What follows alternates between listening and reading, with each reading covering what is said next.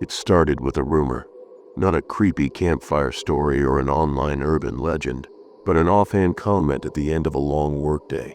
Casual, dismissive, yet strangely specific. "You ever hear about that hot dog stand that only shows up after midnight?" Ben asked, absently tapping his pen against his coffee mug. I laughed. "Like a haunted food truck?" But he didn't smile. His voice was low, almost apologetic, like he regretted bringing it up. "No, it's not like that. It's not ghosts. It's just off." I didn't press him then. I thought he was just tired.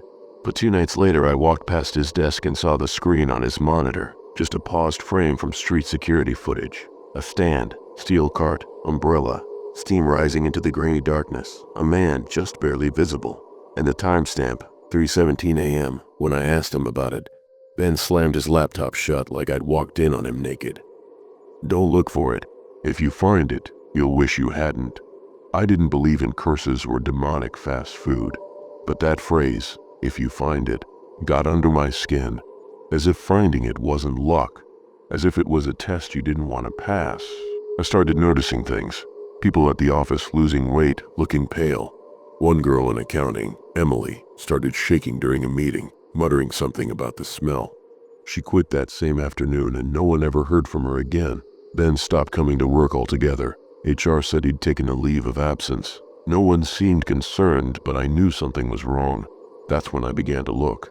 The first few nights I told myself I was just walking to clear my head. Midnight strolls became routine. I wandered past bars, under overpasses, through silent neighborhoods where the only sound was my own breathing. I wasn't even sure what I was looking for, but I started catching whiffs of it. Not always, just sometimes when the wind shifted. A smell that didn't belong at that hour. Grilled meat, sweet smoke, like summer cookouts from childhood, only somehow richer, deeper, nostalgic, seductive. It made my heart race and my jaw tighten.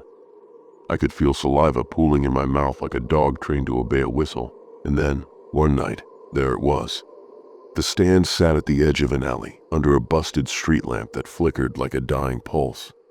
The cart gleamed like it had just been scrubbed, but the smell, it was overpowering. My mouth watered instantly. My legs moved without me. I hadn't even realized I was hungry, yet suddenly I felt starved, like my stomach was folding in on itself. The vendor stood motionless, back straight, hands gloved, face obscured by the shadow cast by his umbrella. But as I approached, the light shifted, and I saw him clearly. His grin stretched wide, impossibly wide, exposing rows of pointed teeth. Sharp, uneven, and glistening like wet needles. His lips barely covered them, as if they weren't meant to be hidden. His cheeks twitched at the corners from the strain of that enormous smile. But it was his eyes that stopped me cold. They were too big, too round, too glossy. The whites were tinged with a sickly yellow hue, and the pupils were slightly vertical, reptilian, like something that had evolved far from light. And yet they glistened with amusement, like he was watching me unravel before I'd even spoken. He didn't blink, not once. "Hungry?" he asked. His voice was smooth, deliberate, not friendly, not threatening, just confident. Like he already knew my answer, like he could smell the craving rising from my pores. I opened my mouth to ask how much, but he beat me to it. First one's always free. I don't remember reaching for it. I only remember the smell getting stronger, the paper-wrapped hot dog in my hands, the soft heat against my palm. I took a bite before I could think. It was perfect. But it didn't taste like food. It tasted like something more, like fulfillment, like relief. It tasted like a memory I couldn't place, a deep primal need that had never been satisfied until now. I closed my eyes and moaned, literally moaned, a sound I'd never made for anything edible in my life. "Good, isn't it?" the vendor said, still grinning. I nodded, barely able to speak, already halfway through it. I didn't chew, I devoured. It didn't matter that I didn't know what it was. I would have eaten 6 more, maybe 10. That night I had dreams, not vivid ones, just fragments, steel trays, a gloved hand, teeth, a low buzzing sound like flies near roadkill, the hiss of steam, the sound of chewing, wet, frantic chewing. When I woke up, I was drenched in sweat and famished. I ate everything in my fridge, but nothing touched the hunger. That damn hot dog had hollowed something out of me like it had eaten back. By the end of the week, I was losing weight. My cheeks looked sunken. My fingers shook. I caught myself licking mustard off my wrist and had no idea how it got there. I chewed on napkins. I dreamed of biting into flesh. I kept smelling it in crowds, on people's coats, in the seams of elevators. I tried to tell myself it was stress. But at night I roamed. I needed to find the vendor again. I needed another taste. It wasn't a craving. It was a starvation, a gnawing, marrow-deep hollowness. I started following others who looked like me, hollow-eyed, aimless, walking the same late-night paths. Some of them I recognized from the office. Some were strangers, we never spoke, but we all looked the same, like sleepwalkers caught in the same invisible current. Some drooled. One man's shirt was stained with yellow grease. Another woman scratched at her gums like she was trying to rip them off. There were others, dozens, maybe hundreds, roaming the city in the shadows like meat-starved ghouls. They staggered through alleys and subway stations, whispering to no one, their lips greasy and cracked, eyes wide with a hunger that was no longer human. Some dropped to all fours and sniffed the gutters like dogs. Others screamed when they caught the faintest whiff of grilled meat, as if it was both salvation and torture. A man with no shoes crawled into traffic, mumbling vendor, vendor, vendor, before vanishing into the night. They were everywhere, lurking behind dumpsters, clinging to shadows, a colony of addicts unraveling in slow, grotesque motion, chasing a scent that no longer existed, or worse, chasing the hope that it still did. Watching them broke something in me, because I knew I looked just like them. Maybe worse. It took 3 weeks before I found the stand again. This time it was parked behind a closed-down bodega, steam rising in thick coils.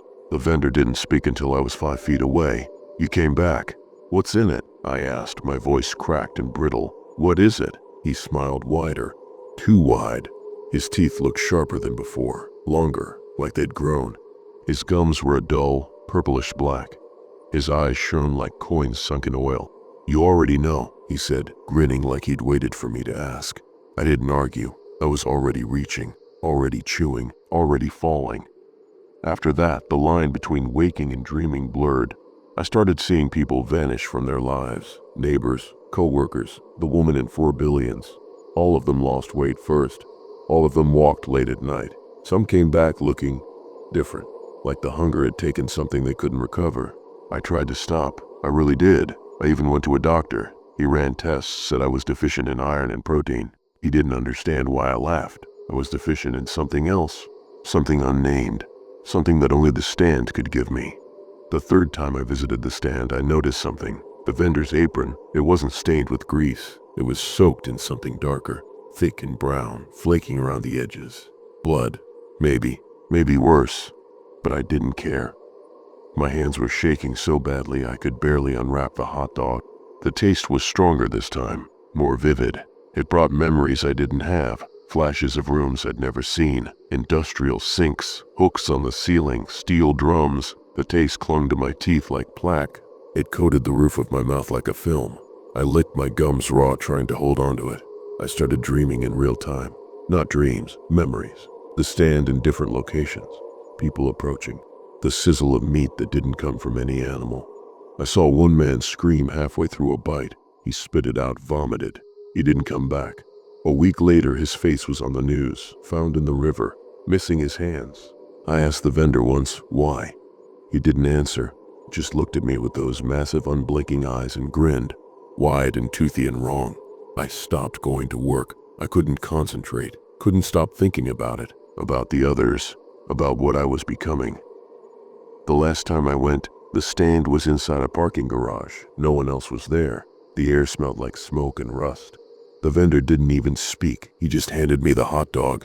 No smile, no banter, just silence. This time I didn't eat it. I held it, watched the steam rise. "Where do you get the meat?" I asked. He didn't look up. "From those who come looking." I walked away, shaking. I dropped the hot dog in a storm drain and I swear it twitched before it sank. It's been a month. I haven't gone back. But the dreams keep coming. So does the hunger. I can't eat normal food anymore. I tried raw steak, tried liver, tried blood. Nothing works. And I think I'm starting to change. My skin feels wrong. My teeth ache constantly. I wake up at night with grease under my nails. I don't remember what I do while I sleep. Sometimes I hear chewing in the walls. Or maybe it's coming from inside me. I don't know what I'm becoming, but I know this. I can smell the next one coming, and I'm drooling already. And lately, when I walk through the city, I don't see people anymore. I see ingredients. I see calves and thighs, rib cages and soft necks. I see slow walkers as tender, marbled cuts. I smell blood in their breath and imagine searing flesh with my bare hands.